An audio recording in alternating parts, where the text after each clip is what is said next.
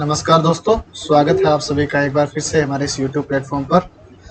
दोस्तों, आज का जो अपना सेशन रहने वाला है वो रहेगा how to fill biodata form. तो जिन भी कैंडिडेट का इंटरव्यू है तो उन्हें डिवीज़न ऑफिस से मेल के द्वारा एक मेल आई है कि बायोडाटा फॉर्म की जो नंबर ऑफ कॉपीज़ है वो 4 लेके जानी है आपको, और उसके साथ 4 पासपोर्ट साइज फ़ोटो लेके जानी है, और एक जो कॉपी है आपकी फी रिसिप्ट की लेके जानी है, और अटैचमेंट में आपको वो फॉर्म दिया हुआ है। तो इस सेशन में अपने बात करने वाले हैं कि ये फॉर्म आपको कैसे फिल करना है। तो चलिए देखते हैं। तो जैसा कि आपको कॉर्नर पे दिखाई दे रहा है, सबसे पहले आपको अपनी पासपोर्ट साइज जो फोटोग्राफ है वो ऊपर मेंशन करनी है। उसके बाद में life insurance corporation of India, यहाँ पे आपका जो भी जोन है वो जोन ऑफिस, मतलब नॉर्थन जोन से हो या साउथन जोन है, वो आपको यहाँ आपको अप्लाई करना है। सीरियल नंबर आपको जो डिवीजन ऑफिस आपको अप्लाई जो देगा कि आपका मतलब किस सीरियल में नंबर ऑफ कैंडिडेट है, क्या आपको सीरियल नंबर प्रोवाइड होगा, वो आपको यहाँ मालूम डिवीजन ऑफिस से ही आपको मिल जाएगा। इसके बाद में देखिए, to be filled in by the applicant in his her own handwriting. तो आपकी खुद की हैंड राइटिंग में इसको फिल करना है। Applicant are advise to read the instruction before completing this form. तो जो भी इंस्ट्रक्शन है आपको मेल में दी हुई है तो वो उसको फॉलो करना है। तो जो 1 नंबर पॉइंट है, इसमें आपको फुल नेम अपना लिखना है ब्लॉक लेटर में, और उसमें अगर आपका सरनेम है तो सरनेम सबसे पहले होना चाहिए।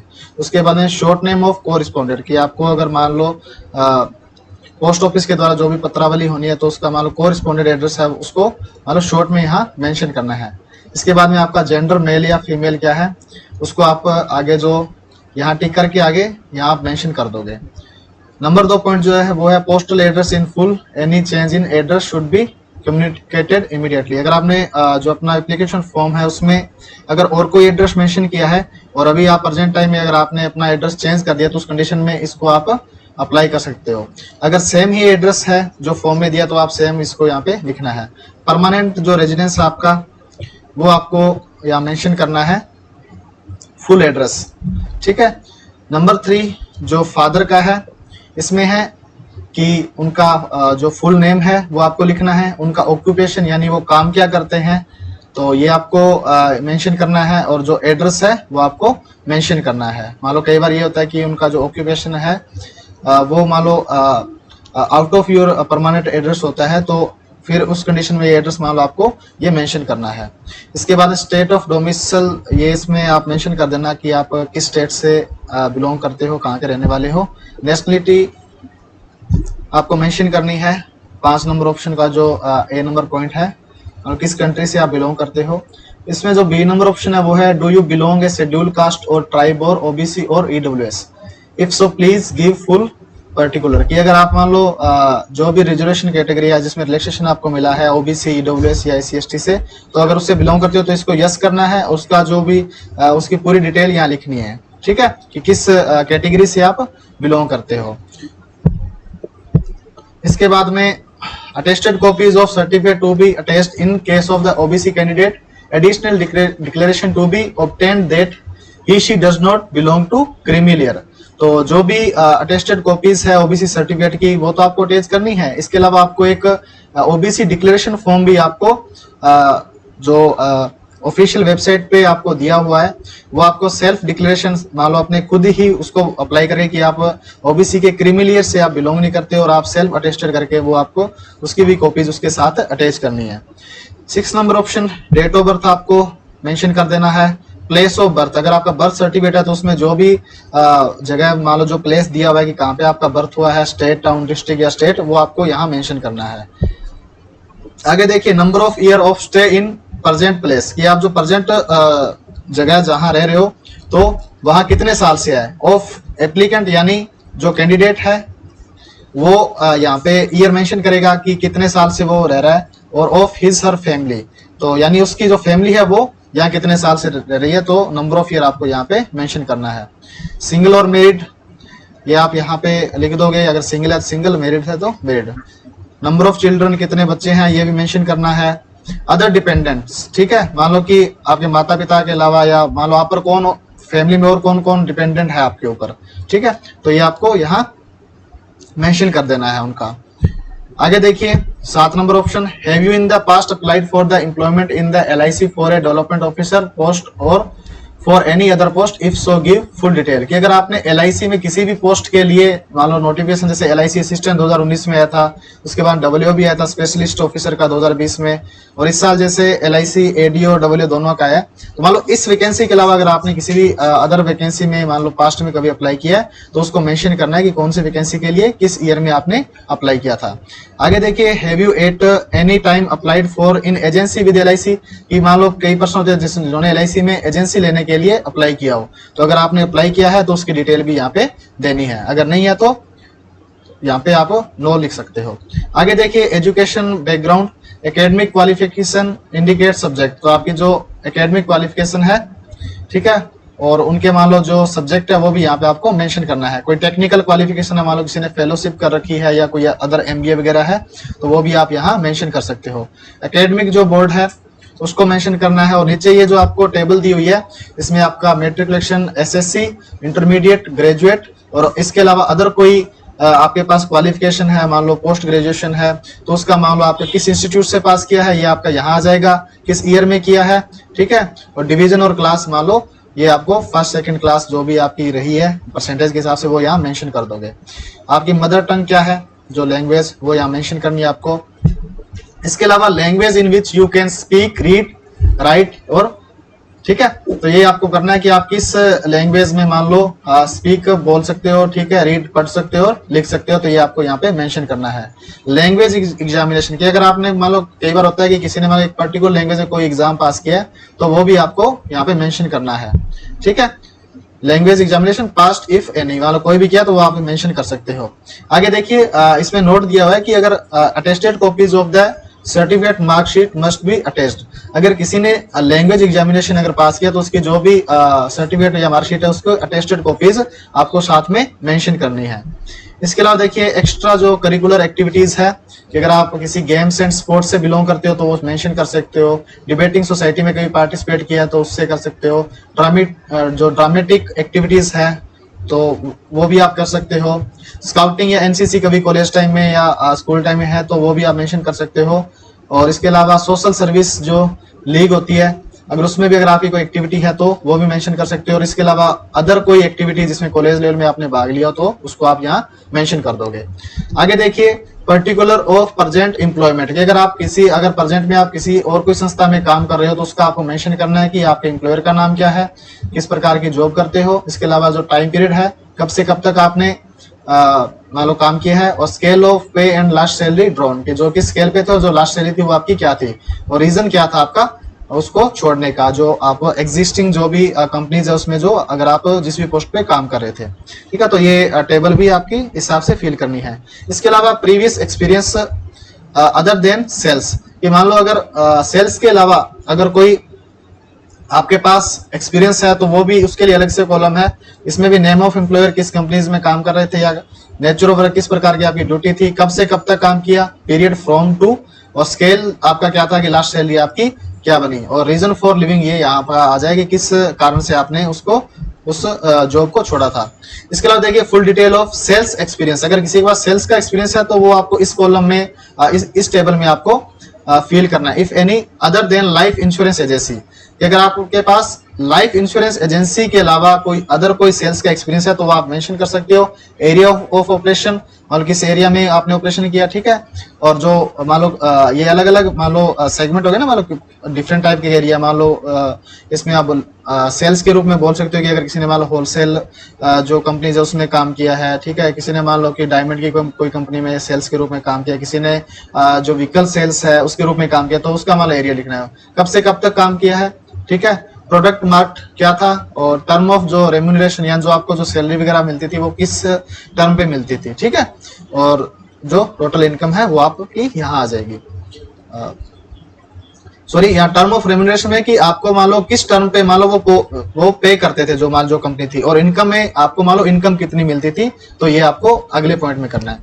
नंबर 13 पॉइंट देखिए, if you have worked in the past, or if you are working in at present as an agent of LIC, give the following particular। कि अगर आपने पास्ट में कभी LIC की एजेंसी लेकर अगर काम किया है या फिर आप प्रेजेंट में काम कर रहे हो तो आपको ये डिटेल डालनी होगी। तो ये जो एजेंट कैटेगरी से लोग हैं या जिन्होंने मान लो कभी एजेंसी के लेके काम किया तो उनके लिए कि आपका एजेंसी कोड क्या था, ठीक है, और किस डेवलपमेंट ऑफिसर के अंडर में काम किया उस डेवलपमेंट ऑफिसर का कोड आ जाएगा यहाँ पे, और जो ब्रांच कोड है वो यहाँ आ जाएगा। ब्रांच नंबर यानी कि अलग अलग ब्रांच का अलग अलग कोड होता है तो वो यहाँ मेंशन करना होगा आपको। आगे देखिए business particular for the last 3 year agency year, ठीक है। तो यानी जो भी एजेंट रह चुके हैं, ठीक है, या जो एजेंट कैटेगरी से है तो ये कॉलम उनके लिए कि मान लो जो लास्ट का जो 3 साल है उसमें आपका जो बिजनेस है वो क्या रहा, तो आपका इसमें ईयर मेंशन करना है। मान लो लास्ट में 2022 में क्या था, 21 में क्या था या 2020 में क्या था। सम एश्योर्ड कितना काम किया, टोटल नंबर ऑफ लीव्स यानी जो इनफोर्स पॉलिसी है वो मान जितनी पॉलिसी की उसमें से इनफोर्स कितनी है प्रेजेंट टाइम में, जो लाइव्स है वो यहाँ आ जाएगी। इसके अलावा फर्स्ट ईयर जो प्रीमियम इनकम है वो आपकी यहाँ आ जाएगी। इसके अलावा देखिए first year commission including bonus commission, तो बोनस कमीशन के साथ जो फर्स्ट ईयर जो आपका कमीशन रहा वो आपको यहाँ लिखना है, ठीक है। ये अलग अलग एज का हो जाएगा। मान लो कि यहाँ आपने 2021 मेंशन किया तो इसका आपका सारा डाटा फिल करना है, ठीक है। 2020 किया तो इसका आपको यहाँ अलग अलग करना है डाटा, और अगर आपने मान लो 2019 का लास्ट में किया है तो यहाँ करना है, ठीक है। तो जो भी मान लो यहाँ आप 2022 का कर सकते हो, ठीक है, यहाँ पे आप 2021 का, यहाँ आपको 2020 का, तो इस हिसाब से ये कमीशन का कॉलम हो गया। इसके अलावा जो रिन्यूअल कमीशन है वो आपका क्या था, ठीक है। इसमें फर्स्ट रिन्यूअल कमीशन में फर्स्ट ईयर जो कमीशन है वो काउंट नहीं होता, तो वो जो भी आपकी ब्रांच है या डिवीजन ऑफिस से आप ये डाटा निकाल सकते हो, तो इसके लिए कोई टेंशन लेने की बात नहीं है। तो ये आपका जो भी ब्रांच है वहां से सेल्स डिपार्टमेंट से आप ये डाटा ये लेकर उसको इस फॉर्म को फिल कर सकते हो। आगे देखिए if agency is terminated please state reason for the termination of the agency. अगर आपकी एजेंसी टर्मिनेट हो गई, जैसे मान लो कि आपने काम नहीं किया या टारगेट पूरे नहीं किए तो आपकी एजेंसी टर्मिनेट हो जाती है, जो भी एजेंट के रूप में काम करते हैं, तो उसका रीजन लिखना है कि आपका उसका रीजन क्या था। आगे देखिए whether you are or you have been a member of any agents club, if so give detail. अगर मान लो एजेंसी के एजेंट के रूप में काम किया तो इसमें क्या होता है, क्लब मेंबरशिप होती है कि आपने बीएम क्लब मेंबर के रूप में काम किया है या डीएम या फिर जेडएम या सीएम, तो जो भी क्लब मेंबरशिप होगी वो आपको यहाँ मेंशन करनी है। तो अगर आप क्लब मेंबरशिप से अगर बिलोंग करते हो तो आपको ये कॉलम फिल करना है। 14 नंबर ऑप्शन देखिए is there are relative near or distance who is working. अगर आपके कोई रिलेटिव या कोई आपके परिवार में कोई मान लो वर्किंग करते हैं तो इसका मतलब कॉलम दिया है कि जैसे ए नंबर ऑप्शन है as an employ in the LIC in any class 1, 2, 3 और 4, if so give detail of designation office and exact relationship. अगर मान लो आपके रिलेशनशिप में अगर ऐसा कोई पर्सन है जो काम कर रहा है तो उसका आपको यहाँ पे देना पड़ेगा कि मान लो कोई आपका जो रिलेटिव है वो क्लास 1 में काम करता है या 2nd में है या क्लास 3rd में है या क्लास 4 में काम कर रहा है, तो आपको उसके साथ रिलेशनशिप क्या है और किस ऑफिस में किस पोस्ट पे काम कर रहा है, ये आपको यहाँ जो ए नंबर जो कॉलम है आगे ये यहाँ पे आपको करना होगा, ठीक है, यहाँ पे। इसके अलावा देखिए बी नंबर ऑप्शन है as an agent, if so give the agency code number branch office to which he attached and exact relationship. तो आपके अगर रिलेशनशिप में कोई एजेंट है जो LIC एजेंट के रूप में काम करता है उसके साथ उसका एजेंसी कोड क्या है, क्या रिलेशनशिप है, वो आपको यहाँ मेंशन करना है। इसके अलावा एज ए मेडिकल एग्जामिनर, क्योंकि LIC मेडिकल एग्जामिनर भी नियुक्त करती है ना, तो अगर आपके रिलेटिव में ऐसे है कि वो उन्होंने LIC के मेडिकल एग्जामिनर के रूप में वो कार्य करे हैं तो उसकी डिटेल आपको यहाँ करनी है कि उनके साथ आपका रिलेशनशिप क्या है। इसके अलावा देखिए नंबर 15 ऑप्शन है are you having any debts, की आपके ऊपर कोई लोन है या कोई ऋण है, तो इसमें यस या नो आपको करना है, ठीक है। तो जिसके ऊपर है तो वो यस करेंगे, जिसके ऊपर कोई लोन नहीं है तो नो करेंगे। बी नंबर ऑप्शन देखिए if you are under an obligation to repay money advanced by any reason or institution for your education or for any other purpose give detail. तो आपने जो भी आपके ऊपर ऑब्लिगेशन है या जो भी डेप्ट है वो मान लो जो मनी है वो आपने एडवांस में जमा किया है, वो अगर किसी पर्सन को या इंस्टीट्यूशन को, ठीक है, या फिर आप बोल सकते हो इसमें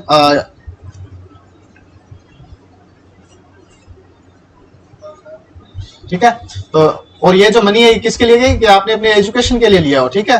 तो इसका जो पर्पस है उसकी डिटेल आपको यहाँ फिल करनी है, ठीक है। तो अगर यहाँ यस होगा तो ये आपको मान लो यहाँ करना है ये डिटेल भरनी होगी, नहीं है तो ये खाली छोड़ देना, ठीक है। इसके अलावा नोट देखिए, answer yes or no to question है, ठीक है। If the answer is yes give full detail in addition and answer to the question B above. तो अगर मान लो अगर आपके ऊपर डेब्ट है तो यहाँ अगर आप यस करोगे तो ही आपको ये चीज फिल करनी है, अगर आपने इसको नो कर दिया तो इसका मतलब इसको खाली छोड़ना है, ठीक है। तो यस है तो आपको पूरी डिटेल भरनी होगी, किस प्रकार का लोन लिया था, क्या आपने एडवांस पेमेंट की थी, ठीक है, वो सारी डिटेल। आगे देखिए C number option, have you ever been involved in any criminal offence and और convicted for by a court of law, कि अगर आपके ऊपर कोई क्रिमिनल ऑफेंस लगा है या फिर आपको कोर्ट ऑफ लॉ के द्वारा कन्विक्टेड जो घोषित किया गया है तो उसके लिए आपको यहाँ पे डिटेल देनी पड़ेगी, ठीक है। आगे देखिए D number option, in any case pending against you in any court of law at the time of filling up this form give detail. अगर ये जो बायोडाटा जो फॉर्म है फिल करे और इस टाइम अगर कोई आपके ऊपर जो केस है वो कोर्ट में पेंडिंग है तो उसकी डिटेल आपको यहाँ फिल करनी है। इसके अलावा देखिए नंबर 16 है general activities, whether a member of any club, किसी क्लब के मेंबर हो तो उसको देना है। अदर एक्टिविटीज यानी आप कोई ड्रामा वगैरह में भी पार्टिसिपेट कर रहे हो तो उसका है। सोशल सर्विस कल्चर में है, अगर आप अपनी एक्टिविटी या आप भाग मान लो कभी लिया हो या प्रेजेंट टाइम में आप किसी मेंबर हो तो उसकी आप डिटेल देनी है। प्रेजेंट स्पोर्ट्स एंड गेम्स, अगर आप मान लो किसी भी स्पोर्ट्स से बिलोंग करते हो या कोई मान लो किसी गेम यानी आप खिलाड़ी हो तो उसकी भी आप यहाँ दे सकते हो, क्योंकि LIC में भी ऑल इंडिया लेवल पे LIC गेम्स होते हैं और खिलाड़ियों को आगे भेजा जाता है। जो भी अगर आप जॉब में रहते हुए LIC के एम्प्लॉय रहते हुए भी अगर आप लगातार इसको कंटिन्यू कर सकते हो तो आप जिस भी खेल से बिलोंग करते हो, ठीक है, या किसी प्रेजेंट स्पोर्ट्स से हो तो वो आप यहाँ मेंशन कर सकते हो। आपकी हॉबीज क्या क्या है ये आपको यहाँ मेंशन करनी है नंबर डी ऑप्शन में, ठीक है। 17 नंबर ऑप्शन देखिए, state what you usually read and the time spent there on daily, कि आप जो यूजुअली क्या रीड करते हो या फिर आप डेली का जो टाइम स्पेंड है वो कैसे करते हो तो उसकी डिटेल आपको यहाँ करनी है। Additional information, candidate may mention any additional qualification और experience of a specialised nature और include under the above head, ठीक है। तो अगर आपके पास अगर कोई एडिशनल कोई इन्फॉर्मेशन है, लाइक अगर मान लो एक कोई एडिशनल आपकी क्वालिफिकेशन है या कोई एक्सपीरियंस है तो आप यहाँ मेंशन कर सकते हो। नंबर 18 ऑप्शन देखिए, give name and the address of the two respective person who are well acquainted with your character and the work but are not related to you and the to whom if necessary reference can be made, कि अगर आपके मान लो कोई दो respected जो person है जो आपके नॉन हो, ठीक है, वो आपको अच्छी तरीके से जानते हो, आपका कैरेक्टर जानते हो और वो एंड वर्क यानी वो प्रेजेंट में कोई काम कर रहे हो और but are not related to you, but आपको उनको कोई रिलेशनशिप में वो नहीं होने चाहिए तो उनका आपको यहाँ पे दोनों के नाम देने हैं, ठीक है। आगे देखिए, candidate should send copies of not more than 2 as regard character and the respectively, ठीक है। तो जो कैरेक्टर सर्टिफिकेट है तो उसकी मान लो 2 से ज्यादा मान लो कॉपीज नहीं लेके आनी है, क्योंकि जो आपको कैरेक्टर सर्टिफिकेट जो कंडक्ट सर्टिफिकेट है वो 2 नंबर ऑफ कॉपीज 2 मांगे तो वो भी इसने मेंशन किया कि आपको वो 2 लेके आने और वो उन्हीं से मान लो फिल होने चाहिए, ठीक है। आगे देखिए, I hereby declare that I have read the employment notice as also the instruction and I declare that I accept all the term and condition as detailed therein. I also accept the condition that the decision of the corporation in the matter, including their decision to admit or not to admit me to the written test। तो ये आपको मान लो declare कर रहे हो कि जो भी इन्फॉर्मेशन मैंने दी है वो सारी मान लो सही है और उसके लिए वो मान लो मैंने अपने नॉलेज से भरी है और सभी सही है, इसमें कोई मान लो झूठ नहीं है, ठीक है। तो ये मान लो बस ये डिक्लेरेशन है, यहाँ पे डेट आ जाएगी, ठीक है, इस और जो डे आ जाएगा, ठीक है। और तो ये आपको है और यहाँ पे मान लो पहले से लिख देना और सिग्नेचर ऑफ एप्लीकेंट यहाँ आ जाएगा, यहाँ पे सिग्नेचर आ जाएंगे और टोटल नंबर ऑफ इनक्लोजर मान लो इसके साथ मान लो आप जो इनक्लोजर है वो कितने अटैच किए वो आपके यहाँ मान लो नंबर ऑफ कॉपीज है वो यहाँ आपको मेंशन कर देंगे। तो बायोडाटा जो फॉर्म है वो कैसे फिल करना है ये मैंने आपको अच्छे तरीके से समझा दिया। तो नंबर ऑफ कॉपीज आपको 4 लेके जानी है, 4 ही पासपोर्ट साइज फोटो लेके जानी है आपकी जो पासपोर्ट साइज है, और इसके अलावा आपको जो आपने बोल सकते हैं कि जो फी की रिसिप्ट थी जो अपने एप्लीकेशन फॉर्म भरते समय किया था तो वो भी आपको लेके जानी है, उसकी भी कॉपी। तो आराम से इसको देख लेना और जितने भी और कैंडिडेट हैं उनको बेस्ट ऑफ लक उनके इंटरव्यू के लिए। तो मिलते हैं अपने नेक्स्ट सेशन में। Thank you.